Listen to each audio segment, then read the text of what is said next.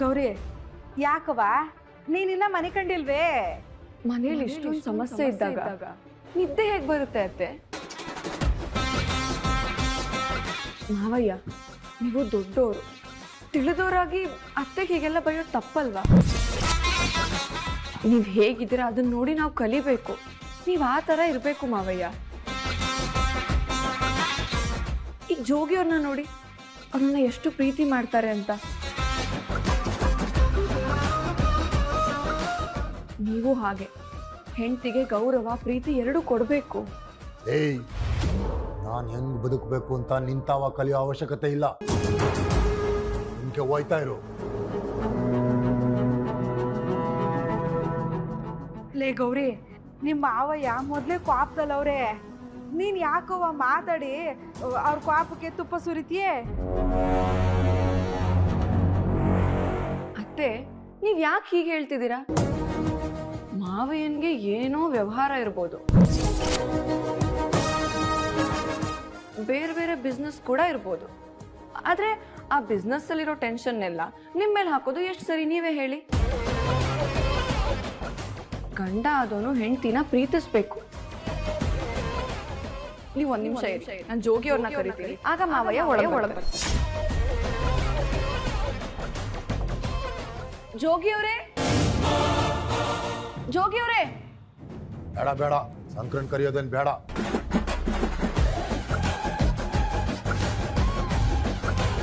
ಗಂಡ ಹೆಂಡ್ರ ಜಗಳ ಉಂಡು ಮಲಗೋ ಗಂಟ ಅಂತ ಹೇಳ್ತಾರೆ. ಉಂಡಾಯ್ತು, ಹೋಗಿ ಮಲ್ಕಣಮ್ಮ. ಅಡೇ,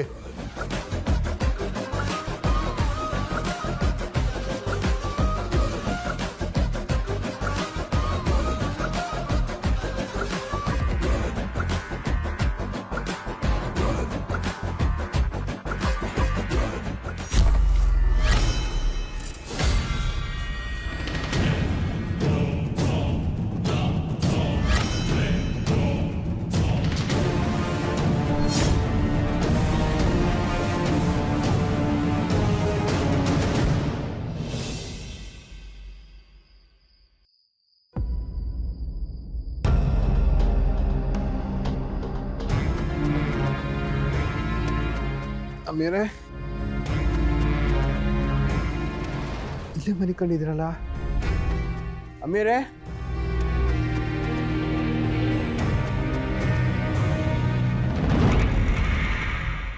ಏನೋ ಸೌಂಡ್ ಆದಾಗಾಯ್ತಲ್ಲ.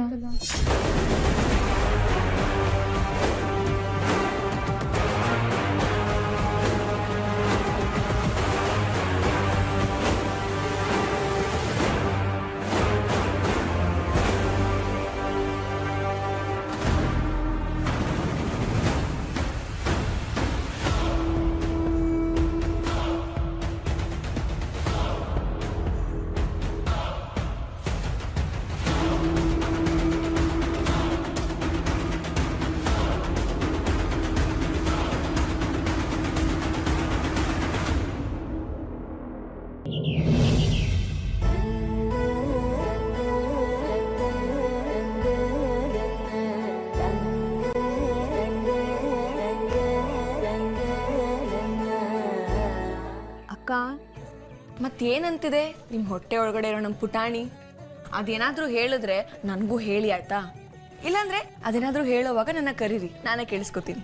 ಅಯ್ಯೋ ಗೌರವ, ಇದು ಯಾವಾಗ್ಲೂ ಚಿಕ್ಕಿ ಚಿಕ್ಕಿ ಅಂತಾನೆ ಇರ್ತದೆ. ನೀನೆಯ ಮನೆ ಕೆಲಸದಲ್ಲಿ ಮುಳುಗೋಗಿರ್ತೀಯ. ಹಂಗ ಹಾಗಾದ್ರೆ ಈ ಕಂದ ಕೂಗೋದ್ ಕೇಳೋಕಾದ್ರೂ ಇನ್ಮೇಲೆ ಮನೆ ಎಲ್ಲಾ ಕೆಲ್ಸಾನು ಬಿಟ್ಟು ನಿಮ್ ಹೊಟ್ಟೆ ಹತ್ರನೇ ಹೀಗೆ ಕೇಳಿಸ್ಕೊತೀನಿ. ಗೌರವ, ಏನೋ ಇಬ್ರು ಸೊಸೆ ಮುದ್ದುಗಳು ಸೇರ್ಕೊಂಡು ಕಿಲಕಿಲ ಅಂತ ನೋಡ್ತಿದ್ರಿ. ನಂಗೂ ಹೊಸಿ ಹೇಳಿ, ನಾನು ಕೇಳಿಸ್ಕೊಂಡ್ ಅಕ್ಕೇನೋ. ಯೋನು ಇಲ್ಲ ಅತ್ತೆವ, ಗೌರವ ಸುಮ್ಕೆ ತಮಾಷೆ ಮಾಡ್ತಿದ್ಲು, ಅದಕ್ಕೆ ನಗ ಬಂತು. ಓ ಹೌದೇ ಸುನಂದು, ಯಾವಾಗ್ಲೂ ನೀನ್ ಹಿಂಗೆ ನಗ್ನಾಗ್ತಾ ಇರ್ಬೇಕು ಕಣವ. ಬೋಸ್ರಿ ಹೆಂಗ್ಸಲ್ವೇ? ಬೋಸ್ರಿ ಹೆಂಗ್ಸಿಗೆ ಬ್ಯಾರೆ ಬ್ಯಾರೆ ಬೈಕೆಗಳಿರ್ತವೆ ಕಣವ, ಹೇಳ್ಕೊ. ಏನನ್ನ ಕೊರತೆ ಆಗಂಗೆ ನೋಡ್ಕೊಂಡ್ರೆ ತಾನೇ ಅತ್ತೆವ ಬೈಕೆ ಬರೋದಕ್ಕೆ. ನಂಗೇನು ಬೇಕು ಅಂತ ನನ್ಗೆ ಹೇಳೋಕ್ಕಿಂತ ಮೊದಲೇ ತಿಳ್ಕೊಂಡು ನಂಗೆಲ್ಲ ತಂದ್ಕೊಡ್ತೀರಾ. ಇದ್ರಾಗೆ ನನ್ನ ಬೈಕೆ ಎಲ್ಲಿಂದ ಬಂದದು ಯೋಳಿ? ಅಯ್ಯೋ ಹಂಗಲ್ಲ ಕಣವ, ಬಾಯ್ಕೆಗಳು ಅಂತ ಹೇಳಿದ್ರೆ ಬರೀ ಉಣ್ಣೋದು ತಿನ್ನೋದು ಮಾತ್ರ ಅಲ್ಲ, ಬೇರೆ ಬೇರೆ ಆಸೆಗಳಿರ್ತವೆ. ಅದಕ್ಕೆ ವಯಸ್ಸು ಟೈಮು ಅಂತೆಲ್ಲ ಇರಕ್ಕಿಲ್ಲ ಕಣವ. ಇವಾಗ ನನ್ನೇ ನೋಡು, ನಂಗೂ ಒಂದು ಆಸೆ ಇತ್ತು. ಅದಿನ್ನೇನು ಈಡೇರ್ಬಿಡ್ತದೆ ಅನ್ನೋ ಟೈಮಾಗೆ ಅದನ್ನ ಕಿತ್ಕೊಳಕ್ ಬರ್ತಾವ್ರೆ.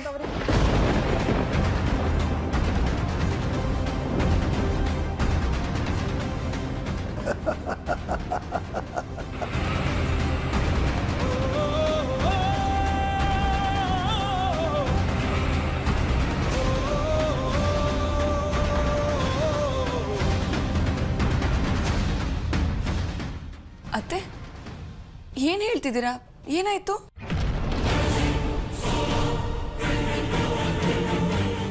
ಅದು ಏನಿಲ್ಲ ಕಣವ, ಏನೋ ಸುಮ್ಕೆ ಹೇಳ್ದೆ, ಅದು ಹಿಂದಿನ ಕತೆ ಬಿಡು.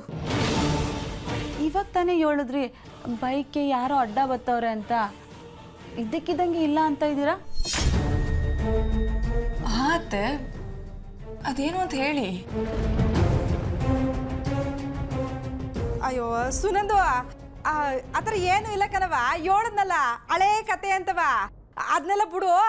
ನಿನ್ಗೇನು ಬೈಕೆ ಅಂತಂತ ಹೇಳ್ಕೊಳವ. ಅಯ್ಯೋ ಹೇಳ್ಕೊಳವ ಸುನಂದ. ಹ್ಞೂ ಅತ್ತೆವಾ, ನಂಗೇನಾದ್ರು ಬೈಕೆ ಆದರೆ ನಾನು ನಿಮ್ಮನ್ನೇ ಕರೆದು ಹೇಳ್ತೀನಿ. ಸರಿ ಕಣವ, ಹೇಳ್ಕೋಬೇಕು.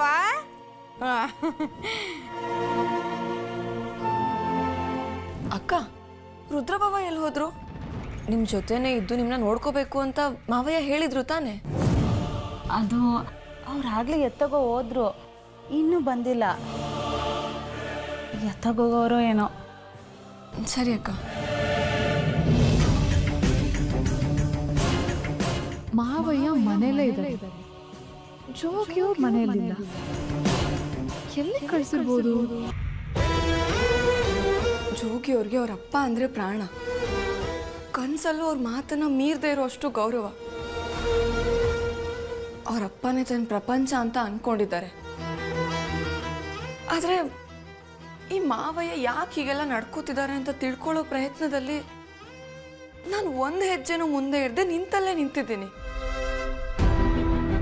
ಇಲ್ಲ, ನಾನು ಹೀಗೆ ಸುಮ್ಮನೆ ಇದ್ರೆ ಆಗಲ್ಲ. ನನ್ಗೇನಾದ್ರೂ ಮಾಡಿ ಇದಕ್ಕೆಲ್ಲ ಪರಿಹಾರ ಹುಡುಕ್ತೀನಿ.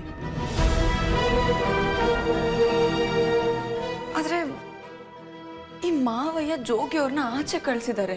ಅವ್ರನ್ನ ಎಲ್ಲಿಗೆ ಕಳಿಸಿದ್ದಾರೆ, ಯಾಕೆ ಕಳಿಸಿದ್ದಾರೆ ಒಂದು ಗೊತ್ತಿಲ್ಲ.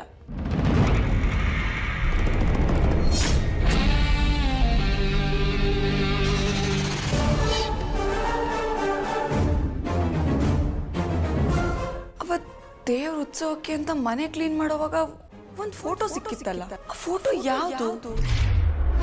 ನಾನು ಮೊದಲು ಆ ಫೋಟೋನ ಹುಡುಕ್ಬೇಕು.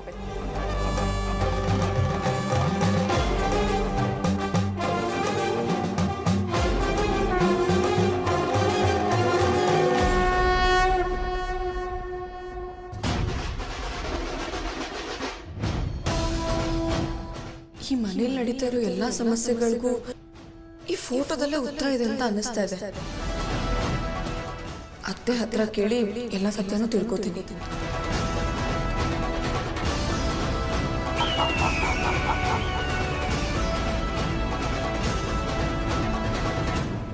ಅತ್ತೆ, ಏನ್ ಮಾಡ್ತಿದ್ರಿ? ಏನಿಲ್ಲವಾ, ಮನೆ ಕೆಲಸ ಎಲ್ಲ ಮುಗೀತಲ್ಲ, ಮಾತಾಡೋಣಂತ ಹೇಳಿದ್ರೆ ಅಥವಾ ದೇವಸ್ಥಾನಕ್ಕೆ ಹೋಗೋರೆ, ಇನ್ನೇನು ಮಾಡೋದು ಅಂತ ಇಲ್ಲಿ ಬಂದು ಕೂತ್ಕೊಂಡಿದ್ದೆ. ನೀನೇನವ ಬಂದಿದ್ದು ಹೇಳು. ಅತ್ತೆ, ಅದು ಒಂದು ಮುಖ್ಯವಾದ ವಿಷಯ ನಿಮ್ಮ ಹತ್ರ ಮಾತಾಡಬೇಕಿತ್ತು. ಮುಖ್ಯವಾದ ವಿಷಯನೇ? ಏನು ಹೇಳ್ಕೊಳವ? ಅತ್ತೆ, ಈ ಫೋಟೋದಲ್ಲಿರೋರು ಯಾರು ಅಂತ ಹೇಳಿ.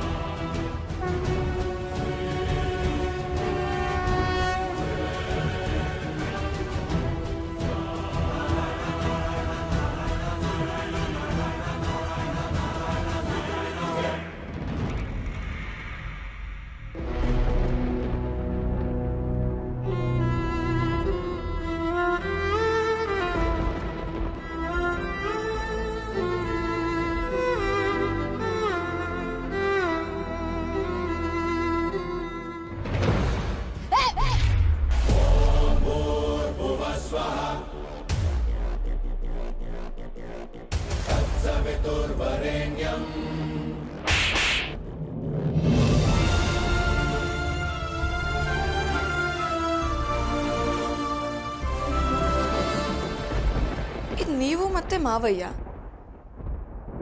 ಇದ್ಯಾರು ಜೋಗಿ ಅವ್ರ? ಹೇಳಿ ಅತ್ತೆ.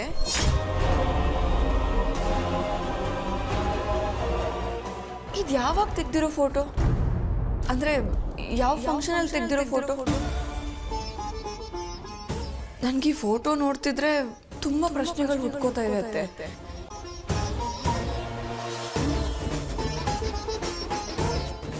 ನೀವೀಗ ಎಲ್ಲಾ ಪ್ರಶ್ನೆಗಳಿಗೂ ಉತ್ತರ ಕೊಡ್ಲೇಬೇಕು.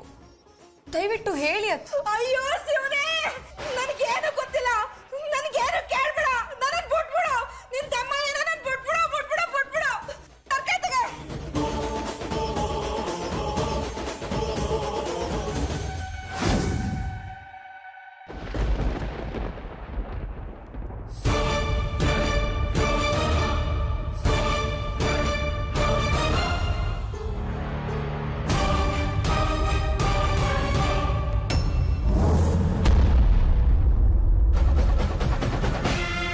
ಅಂದ್ರೆ ಅತ್ತೆ ಅಳ್ತಿದ್ರ? ಅಲ್ಲ, ಈ ಫೋಟೋ ನೋಡ್ಕೊಂಡು ಯಾಕೆ ಅಳ್ಬೇಕು? ಏನಾಗಿದೆ?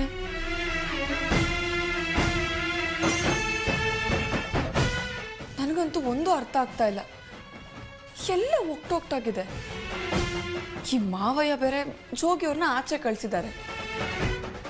ಅವ್ರು ಇನ್ನೂ ಬಂದಿಲ್ಲ. ನನ್ಗೆ ಯಾಕೋ ತುಂಬಾ ಭಯ ಆಗ್ತಿದೆ.